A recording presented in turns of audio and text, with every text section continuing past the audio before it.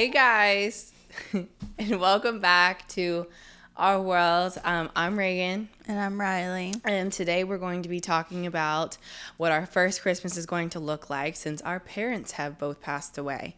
Pretty much, I think this episode is going to be more so dedicated to mainly talking about some of the traditions that we've had like growing up with, both of our parents during Christmas, and then also, new traditions that Riley and I are going to have to establish with each other now that we're, getting older and, now that basically we're entering into a new phase of our lives, so to speak, since both of our parents have passed. So, Riley, do you want to talk about maybe some childhood memories that we've had with mom and dad growing up? Christmas has always been my thing. I remember, I believe Santa Claus was real, like, all the way up until, like, I think mom finally told me, well, she never, like, fully told me that Santa wasn't real, but I didn't, like, know until, like, 7th grade, okay? Like, I was a die-hard, still am to this day, will always be Christmas stan. Like, it is my thing. But I think what made it really, really special was just how my mom essentially would, like, bring the Christmas vibe together. I mean, we did a lot of, I'm trying to think of, like, some, like, traditions we had. Oh, I guess, like, the advent calendars, like, every single year. Speaking of, look in that bag. I got you a new gift.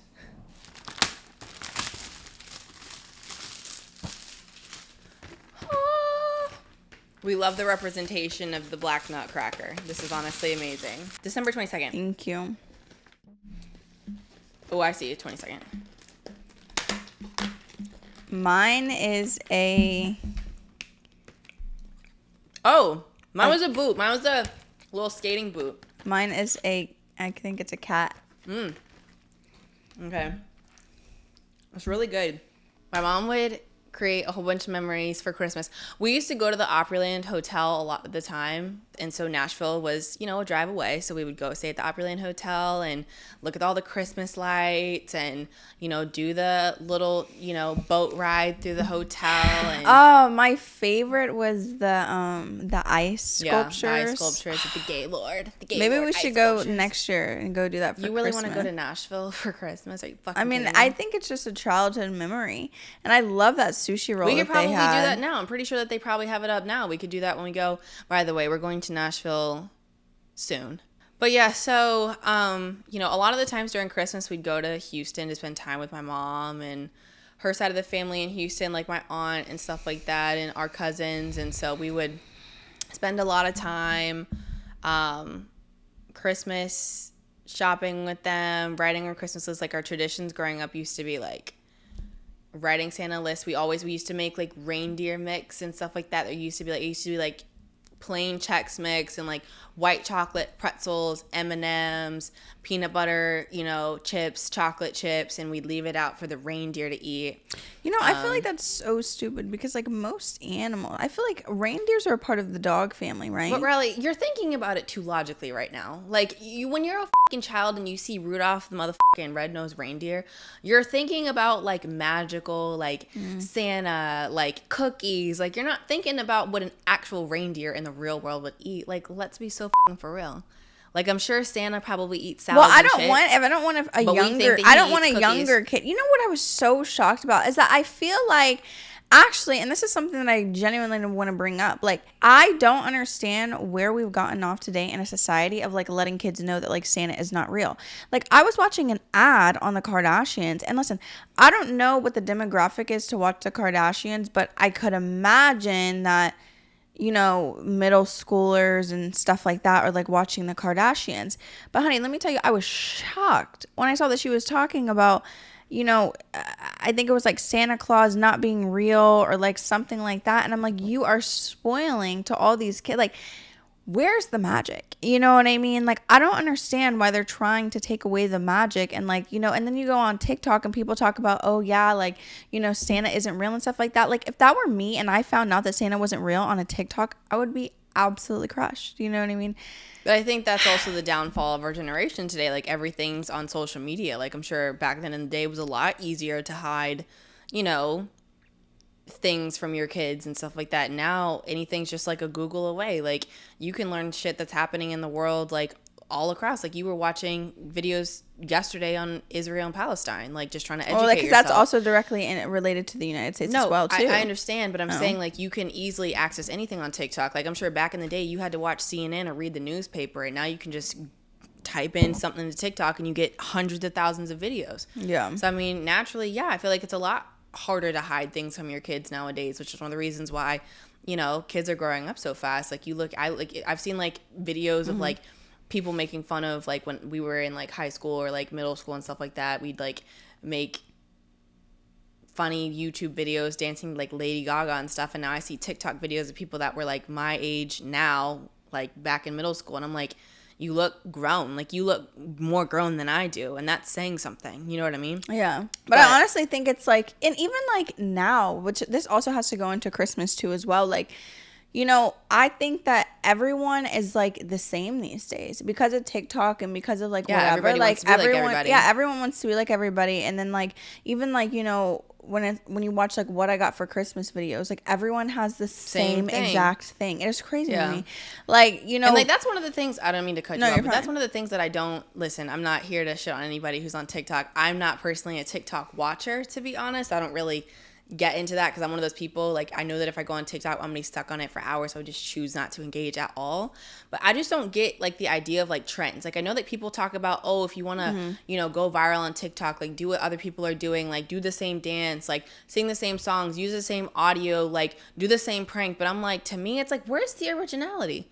Where's the thought behind it? Where's, you know, to me, it's like, if you're going to put out content, do something that's original to you, that speaks to your personality, that shows people who you really are and like your own creativity. Because at the end of the day, all of these trends that are out here started with one person who thought of something different to do, and then everybody else copied them. So why don't you be that person? Why don't well, I mean, I feel like, and that's why like people get mad when they don't put they don't like put credit and stuff like that. But honestly, even like my TikTok For You page, I don't really ever see like people dancing now. It's all like songs become I mean, like there are some like dancing videos, but you wouldn't want to see us dance. Yeah, no, not there's at all. No, if YouTube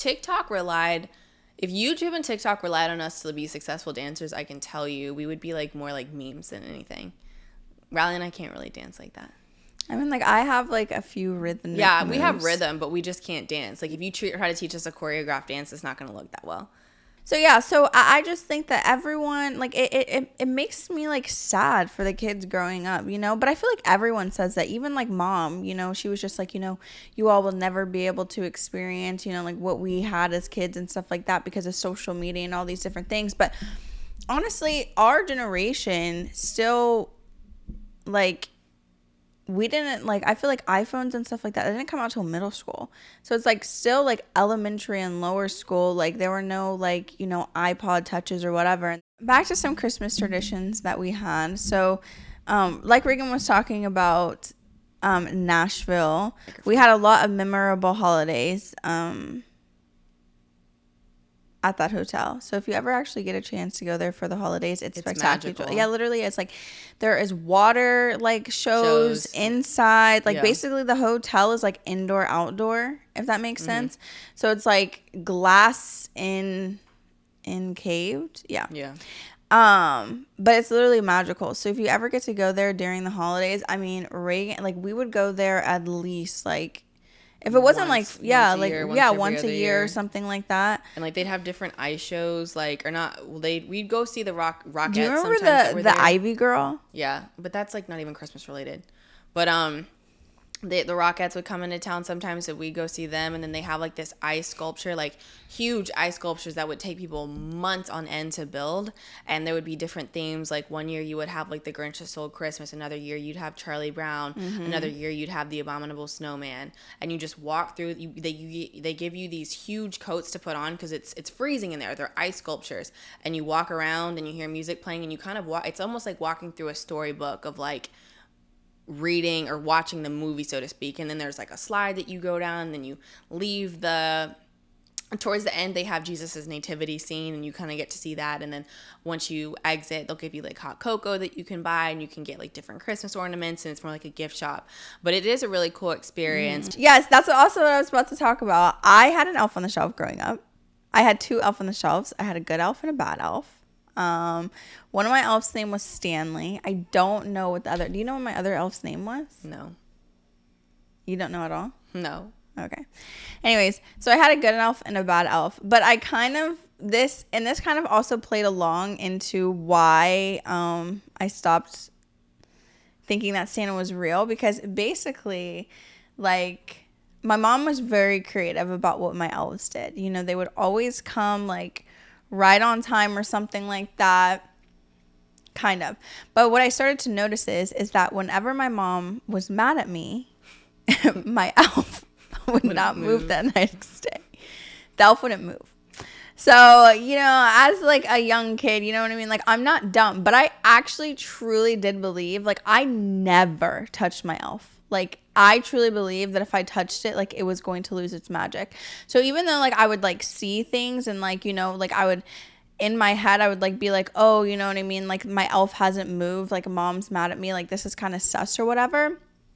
I would still never go touch it. Like, if I had to pick up my elf because it, like, tilted over, I would go get, like, 2 spoons, and I would go and I would, like, pick it up and then, like, go place it somewhere else. Like, I was OD, bro. Like, no one could touch my elf. Like, you were not playing around about that stuff. But I just, like, love that time of year because my mom was very creative with my elves and what they did, and then I had to go find 2. And, you know, honestly, the dedication that takes, you know, and I feel like Elf on the Shelves, like, they're not going away anytime soon. I feel like kids all across America are asking for elves on the shelves.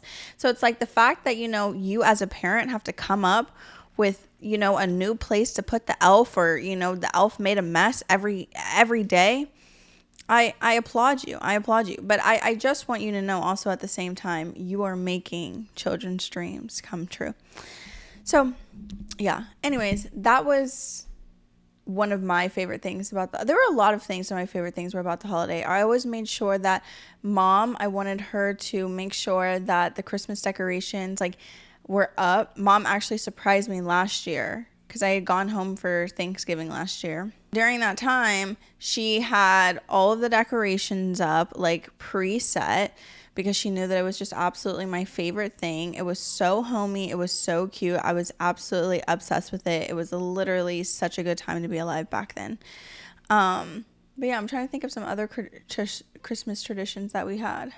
I mean, yeah, like, a lot of our Christmases were spent in Houston with our mom's side of the family and stuff like that. And our Christmases with our cousins would be spent together, and usually, like, our mom and our aunt would probably, like, Christmas shop, like, a couple days before Christmas, which I feel like a lot of people do, which I understand, like, there's not that much time, but I feel like you'd be a lot less stressed if you Christmas shopped, like, well in advance, like, before you, like, it gets to the last second, because once you shop at the last second, it's like everybody's in the mall, it's so hectic, parking's bad, it's just not an ideal situation. You're stressed out, then you have to go home, wrap all the presents, and it's like, why don't you just get that out of the way? Which is, I'll let Riley talk about how she would always tell my mom what she wanted for Christmas. Oh yeah, guys, I literally, like, when I mean I don't play about Christmas, I literally do not. Now obviously we're gonna get into how I feel this year, because I actually don't know how to feel about this year, because everything that I've done in the past, I'm no longer going to do. But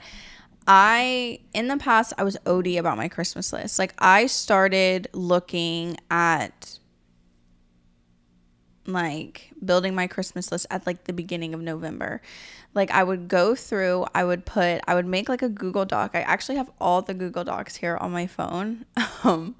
Maybe I'll show you guys that if you want to see it later today. But I would make a doc, and it would be like, you know, Riley's wish list, whatever. I would put everything that I, like, wanted in there. I'd put photos. I'd put, like, multiple links if there are multiple different places to get it from. Like, I would say exactly what it is. Like, I would put the cost down. I would put everything in the doc. I made everything so easy for my mom because, I did not want her to stress. You know what I mean? I did not want her to stress about, like, how am I gonna, you know, how do I know what she wants? You know, all this different stuff, whatever. So I just made it very easy for her. And I honestly think that all kids should do that as well, too. And I've been seeing that actually on TikTok and stuff like that. You know, the kids are starting to make, you know, PowerPoint slides. And I think it's very helpful. You know, when I have kids, I want them to do that, too. I don't want to, you know, wonder what you want. How am I supposed to know? You know what I mean? Just tell me what you want. Remember that one year that mom got you those Okay, so one Christmas, I remember. Yeah, Riley, I was a little theatrical back in the day. Riley wanted these like life-size like polar bears. Like it was like an actual like size of a polar bear. And she put the link to the polar bear that she wanted on her little document that she sent my mom well before Christmas happened. And my mom ended up getting her some polar bears, but they were a little bit smaller. Like they were kind of like, they weren't like mini stuffed animals. They were like, you know, decent size, but they weren't like life-size polar bears. And I remember Riley threw the biggest bitch fit I've ever seen in my entire life about that goddamn polar bear. And it's like, where is it today? Do you where is it? No, I still have. They were in my room. I have to get them out of storage. And I'm like, bro, like, what are you actually gonna do with this? Like, it was cute. She had a I was also mad because I didn't get the iPhone that I wanted. Yeah, she's very like ungrateful. Yeah, my very mom spoiled. Yeah, but I have since grown from that experience. You have. She's definitely grown. Yeah, I think my mom getting on her ass about being ungrateful humbled her.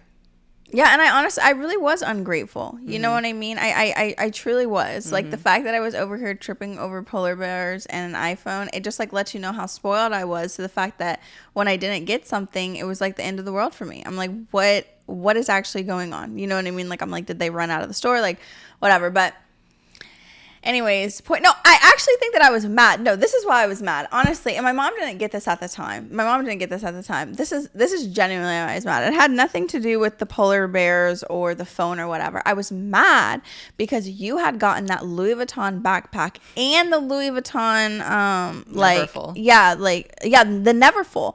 And I was so mad because I'm like, how is she over here getting, you know, Louis Vuitton backpacks, Neverfull, all this stuff, but I can't even get my little stuffed animal that I asked for. You know what I mean? It's not a little stuffed animal. It's a big stuffed animal that I asked for. So that was honestly why I was mad. Now that I think about it, it really didn't have to do anything with like, oh, I didn't get exactly what I wanted.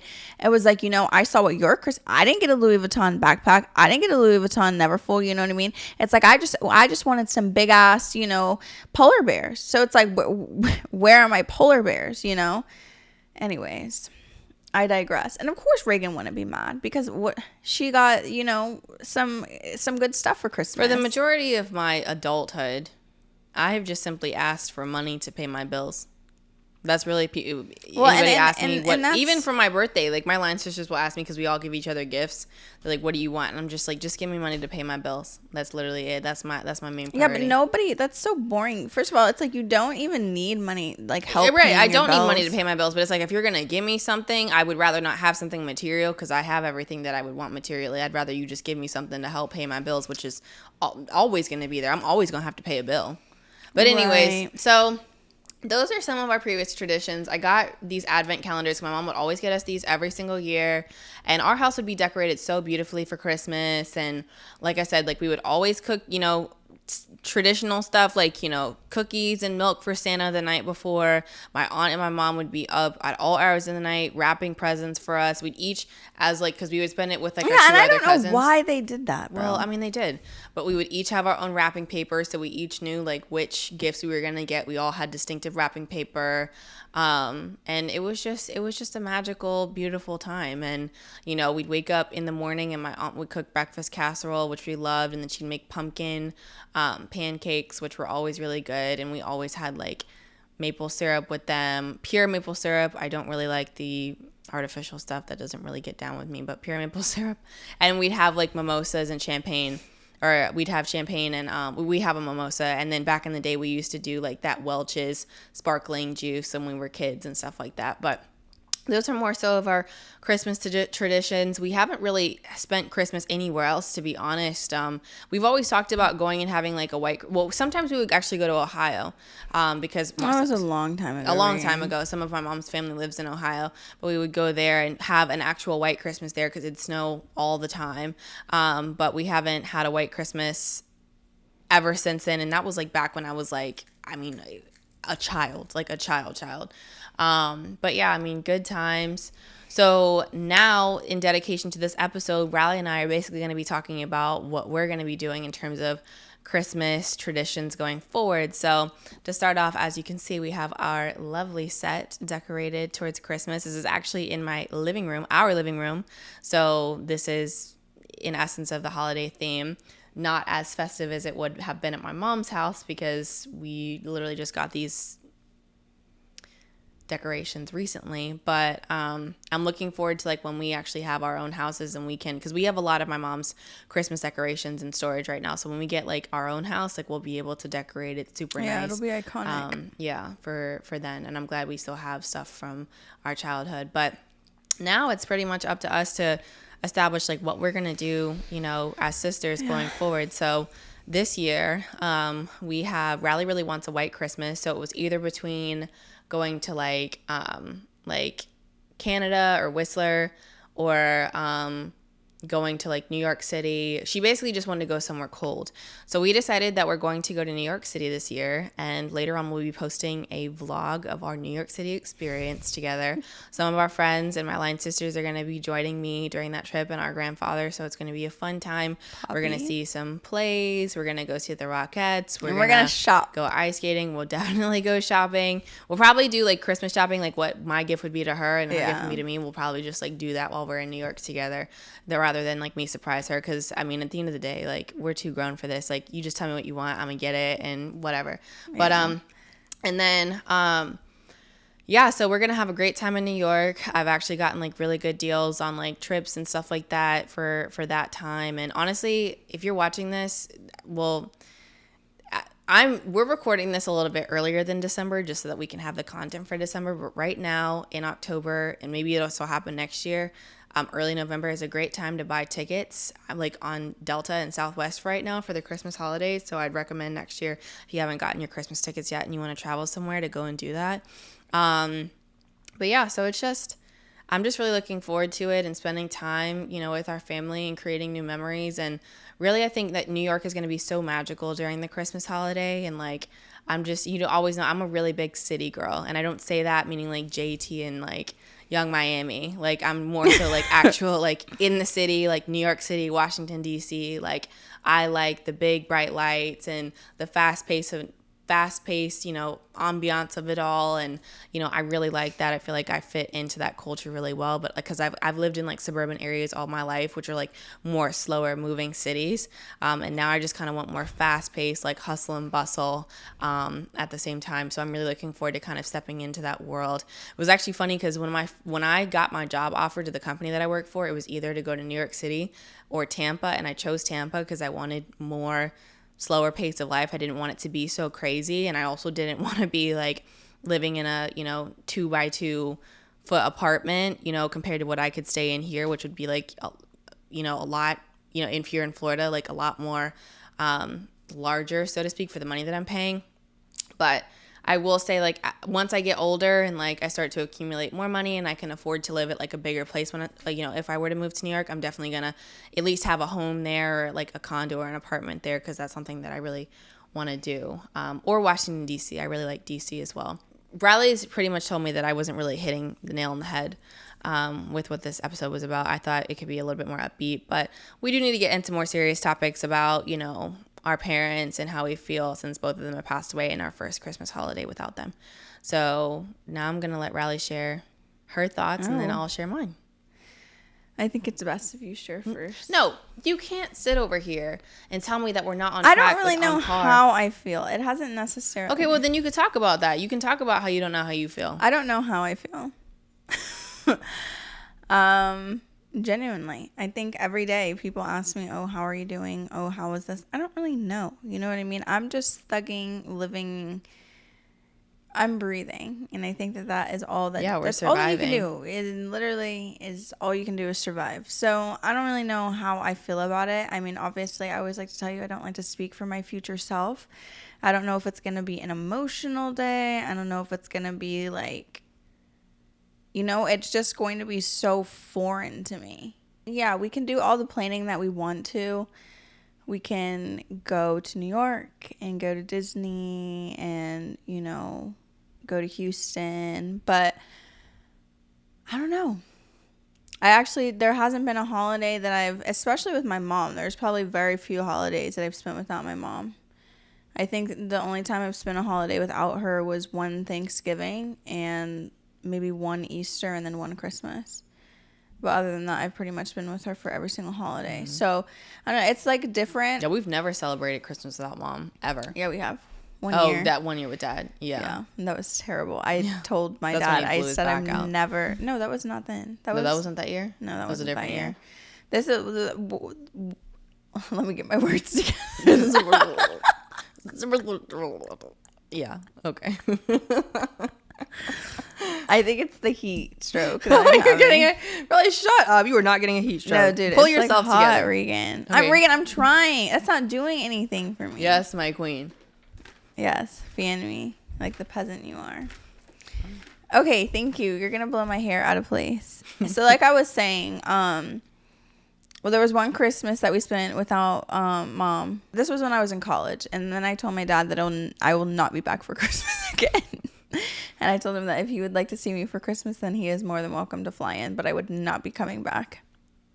So yeah, it's like a weird thing, because now it's like,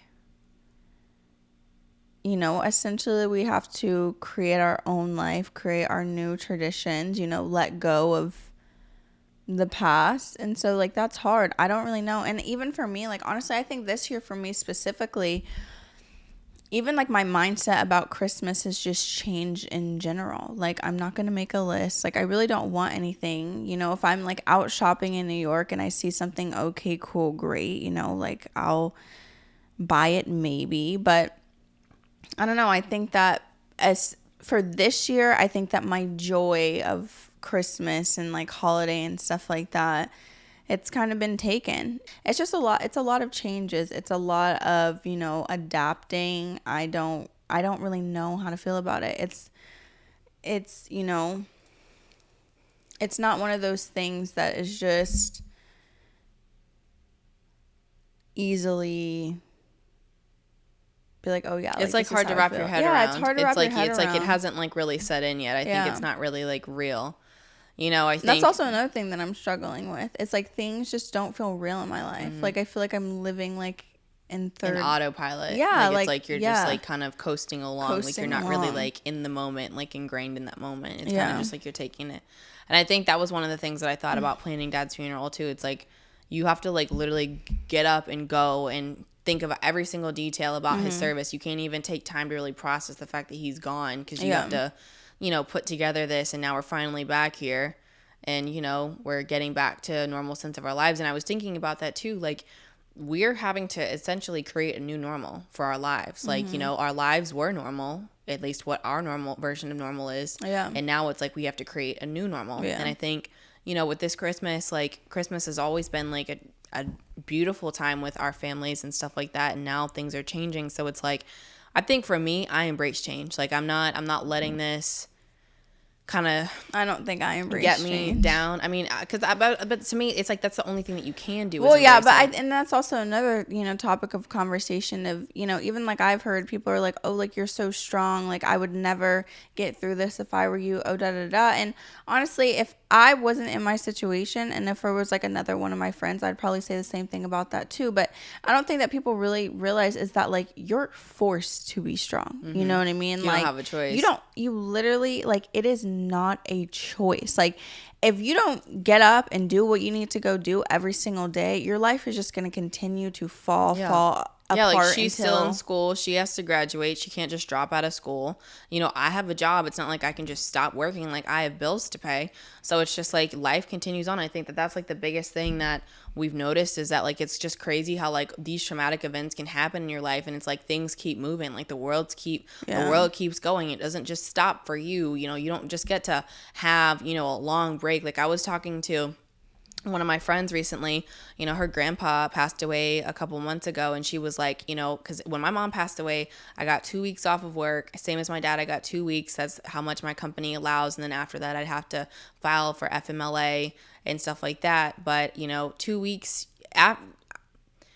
she said that it was going to take her a lot more than 2 weeks to grieve the loss of her grandparent. But I'm like, for me personally, I didn't have more than 2 weeks to grieve. I needed to get back to my job, because after that point in time of the 2 weeks, it was going to start to get a little bit more complicated with work. So it's just crazy kind of how you just are like jerked back into things. And it's great to have managers and professors and things of that sort who are understanding. But at the same time, like, it still is hard nonetheless. So yeah, because it's not like they, and I know that for me personally, I could have not asked for better professors than the ones that I have. Like, genuinely, at the end of the semester, like, I don't know what I'm going to do. I don't know if I'm going to write them all, a heartfelt card. I don't know if I'm going to, have like an edible arrangement delivered. Like, I'm not exactly sure what I'm going to do. But all I know is that I have had so much support from my professors. It's like literally insane. Like, I haven't had to file anything through the school.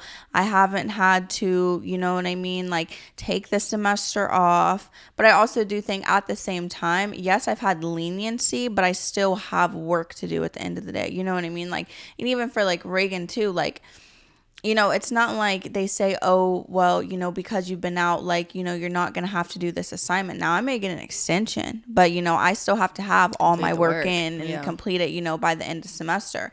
So I also think that that's like another thing as well. And like, even people talk to me about like, oh, like, well, why don't you take a semester off, or why don't you, do whatever? And I'm like, I don't have anywhere to go. If I'm not in where I live currently and where I currently reside, I don't have somewhere to go and take a semester off, and it's just like at that point I would just be stagnant. The word? Yeah, just, and she'd be honestly wasting money at that point, because she would be having to pay. I mean, the only place that we really have like right now, like where her belongings are, so to speak, is like here in our apartment, so to speak. Like, I mean, if she were to take a semester out of school, it'd just be spent here.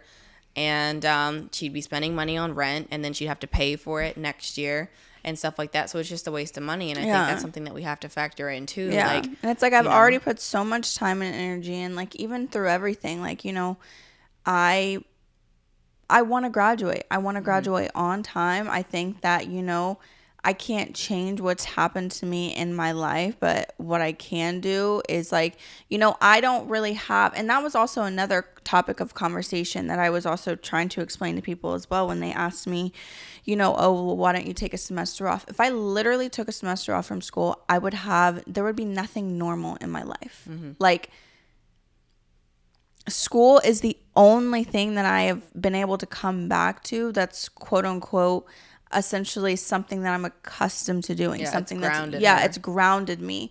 So like, it grounds me to know, like, I have this assignment due. Like, no, I can't do this. Like, I've got to get this done. Like, it gives you something to like keep your mind off of doing things. Like, if I just decided that I wasn't going to go to school, I don't know what I would do. I don't know if I would just sit around and cry all day. Like, I don't know what that would look like for me. She'd definitely go to Pilates. Riley loves Pilates. I do. I still go to Pilates now.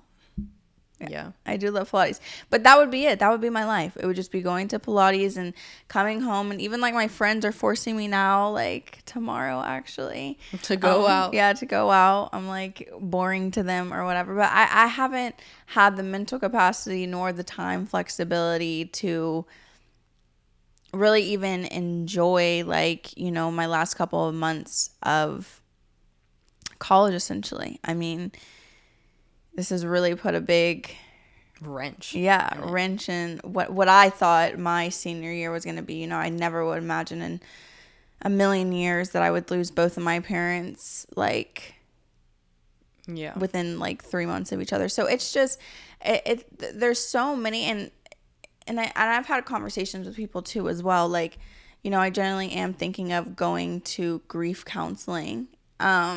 I don't know necessarily where I want to start, because I feel like right now I'm kind of able to like manage everything on my own. I think my biggest thing that I am struggling with in my life is genuinely like having fun in life. Like, I feel like I haven't had fun in my life in like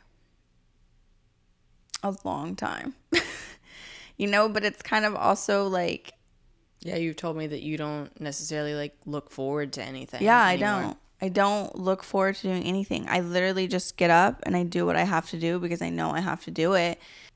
I don't know. There's just a lot that life is just so crazy, man. And that's why I always say, like, you just, like, it's so unpredictable. And I think that that's, like, the biggest thing that I've learned. And so that's why, like, I'm trying to, like, not stress about every single thing in my life. I don't know what's going to happen from this day to the next day. Yeah. I'm just thugging it literally every single day. But you know, we still get up and do what we need to do, and we still handle business. And that's how this Christmas is going to be. We're going to make the best of it, and I think that's one of the reasons why I was talking earlier about, like, what we're planning on doing this Christmas is because we're going to make it magical. Like, we're not going to just sit at home and, you know, kind of brood, and the idea that our parents aren't here for one of the most magical times of the year, like, one of the most family-oriented times. Once it's time to go. And I'll be there for her when she does. But I think right now, like, I'm just focused on making sure that, like, we establish our own memories now, you know, that we can look back on. And I think it's something too, like, I could only imagine, like, what our lives would, like, look like if, you know, we were kids and we would have lost our parents, and then what Christmases would have looked like from that point forward. Like, I'm grateful. Yeah, but I think that also at the same time, like, and I'm not saying that it doesn't make it harder, but when you're a kid, it's like, even, like, for instance, like, losing Mimi was hard, but I was so young when it happened. To where now it's just, like, you know, I've spent so much of my life without her. Not in a negative way, but it's, like, it's not as, like, there's nothing like having somebody in your life every single day for, like, you know, years and years and years. You lose them. Yeah, and then like you the lose connection them. And the bond is a lot stronger, so it's a lot harder to let go of that. I mean, I get that, because when you're younger, your relationship with, you know, your parents or, you know, your grandparents or whatever, it's like, it's kind of stunted because, like, your development in life, like, you might have memories, but it's not like you really are able to connect with them on a deep level and bond, you know, outside of little childish things like, you know, playing around, you know, maybe in the backyard, or, you know, just little moments like that. But it's like with our mom, you know, we established a deep relationship with her. Like, she knew us like the back of her hand. I can't necessarily say that would have been the case when I was younger. So I definitely do think that it is a lot harder to lose, you know, your parents, like, when you're a lot older. But I think at the same time, like, or not even a lot older, because I feel like if I had gotten, like, to the age of 50 and mom would have passed away, like, I would have been like, you know, okay, I got a good amount of time with her. She got to see me grow up and have kids and get married and, you know, progress in my career and whatever the case might be, but she's not going to get to see that. Like, my life has barely even started.